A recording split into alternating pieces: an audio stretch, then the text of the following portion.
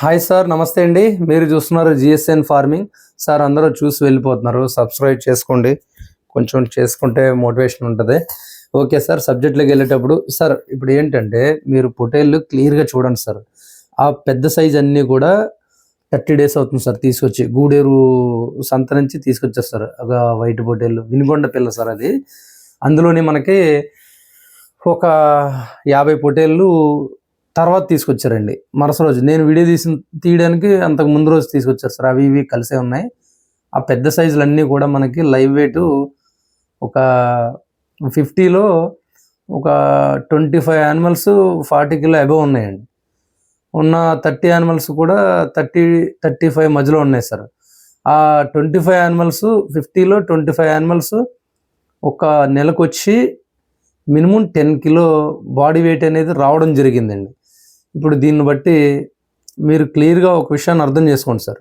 ఇప్పుడు ఆయన పెంచారు, నెలకి ఖచ్చితంగా 8-10 కిలోలు వచ్చినాయి అని చెప్పి సార్ కూడా చెప్పారు అనేది పక్కన పెడితే మీరు కొన్ని విషయాలు పరిగణనలో తీసుకోండి. ఇప్పుడు అందరూ కామెంట్స్ పెడుతున్నారు. ఒక కామెంట్ ఏమని పెట్టారంటే 14,000 కొని 8,000కి అమ్మారండి మేకలు. దాన్ని బట్టి మీరు ఫీడింగ్ ఎలా పెట్టారో మనకి క్లియర్గా అర్థమవుతుంది కదండి. క్లారిటీగా మీరు ఫీడింగ్ సరిగ్గా చేయలేదు అన్నట్టుగా ఒక బ్రదరు మనల్ని ఒక కామెంట్ రూపంలో పెట్టారు సార్. నేను దానికి ఏం చెప్తానంటే, ఫీడింగో లేకపోతే ఇంకొకటో నా దగ్గర యానిమల్స్ ఏమీ వీక్ అయిపోలేదు, యానిమల్స్ ఏమీ చనిపోలేదు. రెండోది వచ్చి నేను యానిమల్స్ ఏమీ ఇక్కడ ఏంటంటే సార్, ఒక విషయాన్ని క్లియర్గా ఫార్మింగ్లోకి వచ్చే వాళ్ళందరూ అర్థం చేసుకోండి. ఒక విషయం ఏంటంటే క్లారిటీగా యూట్యూబ్లో చాలామంది వీడియోస్ చేస్తున్నారు, చాలామంది పెడుతున్నారు. అసలు నా మెయిన్ థింగ్ ఏంటంటే ఫార్మింగ్లో అసలు యూట్యూబ్లోకి వచ్చే వాళ్ళకి నిజమనేది ఏంటి? ఇప్పుడు 100 ఫార్మ్స్ పెడితే 99 ఎందుకు తీసేస్తున్నారు? స్టాల్ ఫీడింగ్ కోసం చెప్తున్నాను సార్. నేను కంప్లీట్ స్టాల్ ఫీడింగ్. మళ్ళీ ఇందులో మేకల కోసం అని అంటారేమో మీరు. మేకలు నేను స్టాల్ ఫీడింగ్లో పెట్టలేదు. పెట్టినవి కూడా 9 యానిమల్స్ పెట్టాను. 9 యానిమల్స్ కూడా టెస్టింగ్ పీరియడ్ కింద పెట్టి ఒక 35 యానిమల్స్ బయట తిరిగేవి. అవి ప్రతిదీ కూడా చాలా వీడియోస్ ఉంటాయి. ఇప్పుడు మీరు అడిగారు కదా 14,000 కొని 8,000కి అమ్మారని చెప్పి. అది ఎలా జరుగుతుందంటే సార్, ఇప్పుడు ఒక యాదవ్స్ ఉంటారు. ఇప్పుడు నేను ఎవరి మీద ఆధారపడ్డాను? ఒక వర్కర్ పైన ఆధారపడ్డాను. వర్కరు నేను చేయలేను అని అంటే నేను తీసేసే పరిస్థితి నాది. ఓన్లీ మా లేబర్ టార్చర్ తట్టుకోలేక నేను తిప్పలేను, నా వల్ల కాదు అని అన్నందుకు నేను తీసేయాల్సి వచ్చింది. దాన్ని బట్టి ఇదే చెప్తున్నాం సార్. మేము చెప్పేది మీరు కరెక్ట్గా అర్థం చేసుకోవట్లేదు. లేబర్ పైన డిఫెండబుల్ వాళ్ళ పైన మనం ఆధారపడినప్పుడు ఏ బిజినెస్ అయినా అది ఎంత పర్సంటేజ్ సక్సెస్ అవుద్దండి. ఇప్పుడు మా ఊర్లో ఒక కోటేశ్వరుడు ఉన్నాడండి. ఆయన యావరేజ్గా ఒక 100 కోట్లు పెట్టి ఫ్యాక్టరీ కట్టుకున్నారు. ఆ ఫ్యాక్టరీస్లో 1,00,000 మంది పనిచేస్తున్నారు. ఇప్పుడు ఒక లేబర్ పోతున్నాడంటే ఇంకొక ఆయన తీసుకొచ్చి పెట్టుకుంటారు. మనకి అప్పటికప్పటికి ఎవరు దొరుకుతారు? పోనీ మనం ఏమన్నా కర్ర పట్టుకొని తిరిగి వెళ్ళి కాసుకొచ్చి తిప్పేవాళ్ళమా? కాదు. అప్పుడు ఏం చేయాలి? ఒకటి వర్కర్ పని చేయాలి, లేదా మనం పని చేయాలి.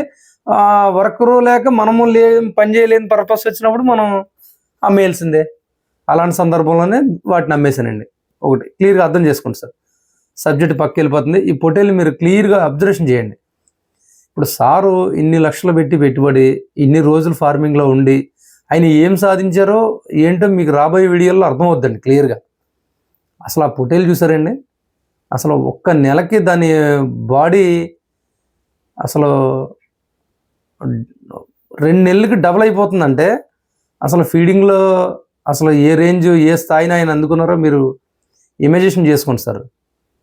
అసలు ఆ ఫీడింగ్ రేషియో అనేది ఒకసారి పర్టికులర్గా అర్థం చేసుకోండి. అంటే మామూలుగా ఏంటంటే ఒక మాట అని ఎవరినైనా విమర్శించడం చాలా ఈజీ. అదే పని రియల్గా మనం చేసినప్పుడు దాని సాధక బాధకాలు, అందులో ఉన్నటువంటి లోటుపాట్లు ఇవన్నీ కూడా తెలుస్తాయండి. అసలు యూట్యూబ్లో అందరూ కూడా ఏం చేస్తున్నారండి యూట్యూబ్లో ఛానల్స్ వాళ్ళు?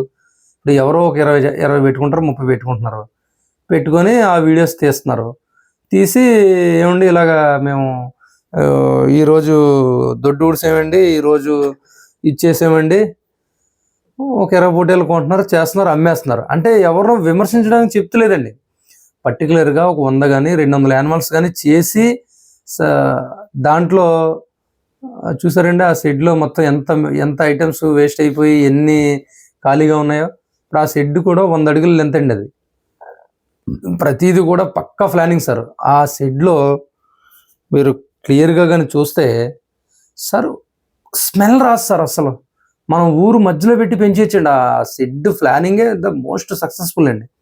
అక్కడ జీవాలు ఇంకొకటి అది పక్కన పెడితే అసలు ఆ షెడ్లో మనం స్మెల్ రాదు సార్. అసలు ఇప్పుడు నేను కూడా సార్ దగ్గర ఎక్స్పీరియన్స్ తీసుకుని వేసాను, కానీ సార్ చెప్పినట్టు చేయలేదు కొన్ని విషయాలు.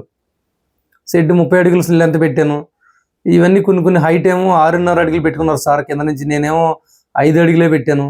ఈ చిన్న చిన్న విషయాలే మనకు ఏంటంటే బాగోదా అనే సమస్య కాదు, ఒక కాంప్లికేట్ కింద తయారవుద్దండి ఫార్మింగ్లో. ఇప్పుడు సార్ ఫామ్ దగ్గర ఏంటంటే అటు ఇటు విశాలంగా గాలి కూడా వెళ్ళిపోద్దండి. పొలాల మధ్యలో ఉంది ఫార్మింగ్. అది సార్ వాళ్ళు రిలేటివ్ పొలం, అది లీజు తీసుకున్నారు. 5 ఎకరాల ల్యాండ్ తీసుకున్నారు సార్కి. దాని పక్కనే 2 ఎకరాస్ ల్యాండ్ ఉంది. దాని పక్కనే సొంత ల్యాండ్ కూడా ఉంది, కానీ కొంచెం దూరంగా ఉంది. ఇది రోడ్డు పక్కన ఉందని చెప్పి ఇందులో పెట్టారు. అసలు సార్ పడ్డ ఇబ్బందులు ఫార్మింగ్లో ఎవరు పడలేదేమో సార్ నేను అనుకుంటున్నాయండి. సార్ ఆయన ఒక ఎంప్లాయీ సార్, మంత్లీ ఇంకా ఫిగర్ ఎందుకులే కానీ టాప్ శాలరీ అండి, ల్యాక్స్లోనే. ల్యాక్ కంటే తక్కువ కాదు, పైనే. అలాంటి శాలరీ పర్సన్ వచ్చేసి ఆయనే గడ్డి కోసుకొచ్చి ఒకరోజు ఆయనే దానా ఆడేసుకుంటూ ఆయనే అవన్నీ పట్టేసుకొని సార్, అలాంటి కష్టం చూసినప్పుడు ఎవరి మీదైనా మంచి ఇంప్రెషన్ కలుగుతుందండి.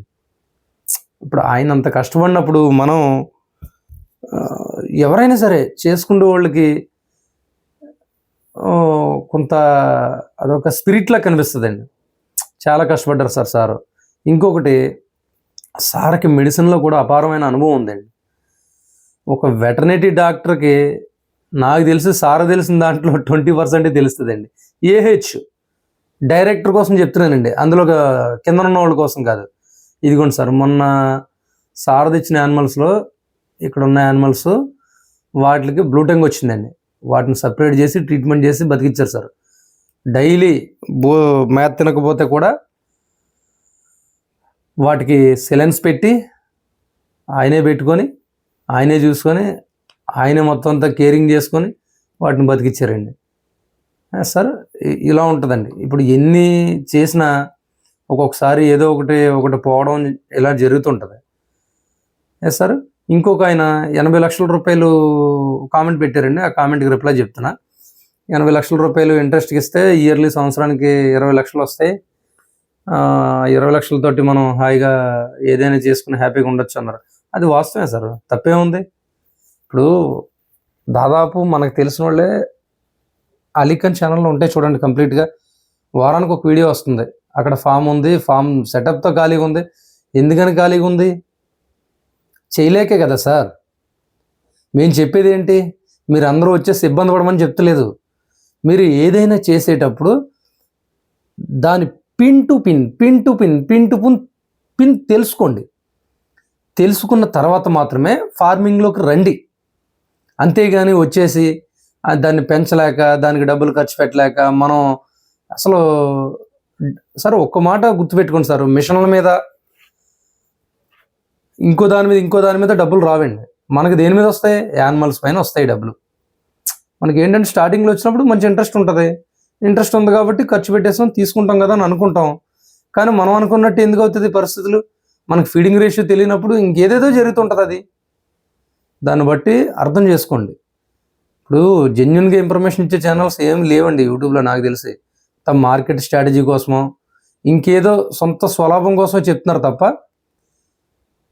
జెన్యున్గా రివ్యూస్ లేదంటే జెన్యున్గా అక్కడ జరిగేది ఒక విషయం, అది గొర్రె అవ్వచ్చు, బర్రె అవ్వచ్చు, ఇంకేదైనా అవ్వచ్చు, చెప్పేటువంటి పర్సన్స్ లేరు. మీరు అర్థం చేసుకోండి. మా తాపత్రయం మీరు ఫామ్ పెట్టేసి ఓ 10 లక్షలు పోగొట్టుకోవాలనే కాన్సెప్ట్ కాదు, మీరు రావద్దు అని చెప్పే కాన్సెప్ట్ కూడా కాదు.